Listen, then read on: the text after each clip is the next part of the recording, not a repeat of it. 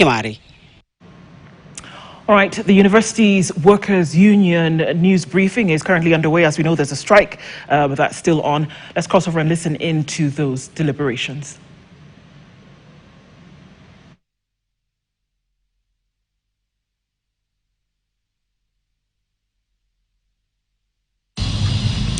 The verification revealed that the outstanding balance of Kenya shillings 624 million indicated by SRC was derived through an erroneous method of calculation of annual salary adjustments for all staff. This approach was inconsistent with the diagonal method of arrears calculation approved by the Employment and Labor Relations Court, and therefore is invalid. As a result, the conclusion by SRC that Kenya shillings 624 million represented the total amount owed to universities and their staff under the 2017-2021 CBA was found to be incorrect. The verification by the technical committee established that the total financial requirement for the implementation of the CBAs amounts to 6.5 billion, comprising of the following: basic salary arrears, 13.812 billion, pension component, calculated at 20%, amounted to 2.762 billion. Of this total, the government has already allocated and disbursed 8.8 billion.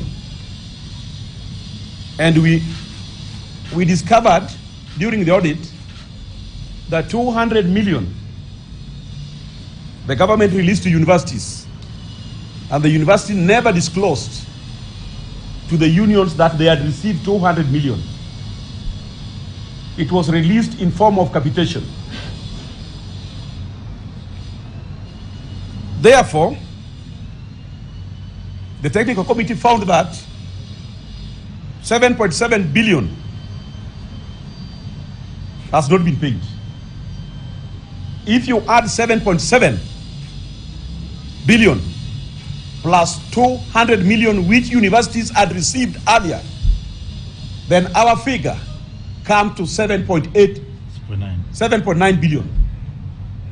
I'm told the PS State Department for Higher Education and Research is saying that we are confused.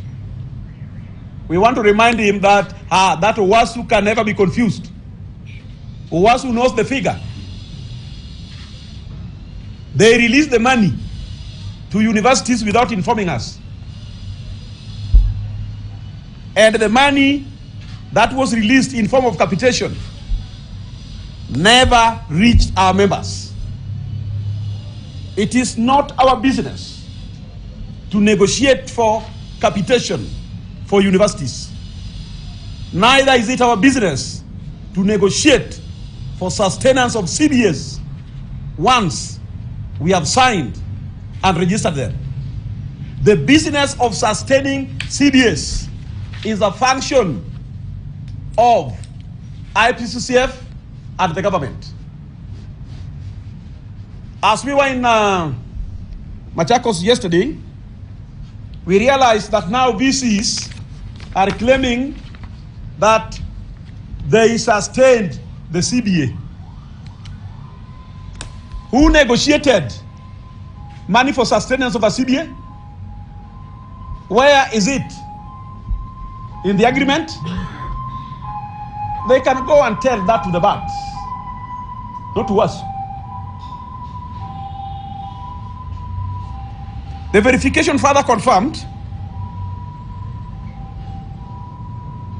that this outstanding balance of Kenya shillings 200 million, less than the figure we initially presented, the initial figure that was presented by the union.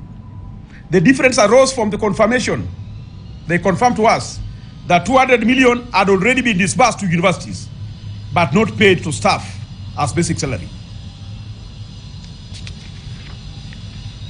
I want to say that The verification exercise ended, and it is the PA State Department for Higher Education and Research that sabotaged the workings of the committee. She kept calling IPCCF at Machakos University at the VC's office, giving them instruction. The chair of the Vice Chancellor's Committee, when now the teams from IPCCF were ready to sign, he met them in a room and instructed them not to sign the report. But that does not bother us, because tomorrow we are taking the report to court, as was ordered. I want to tell IPCCF, you will not change the judgment of 15th January 2021. You will not change it. I wish you knew this. You will not change the judgment of 15th January 2021.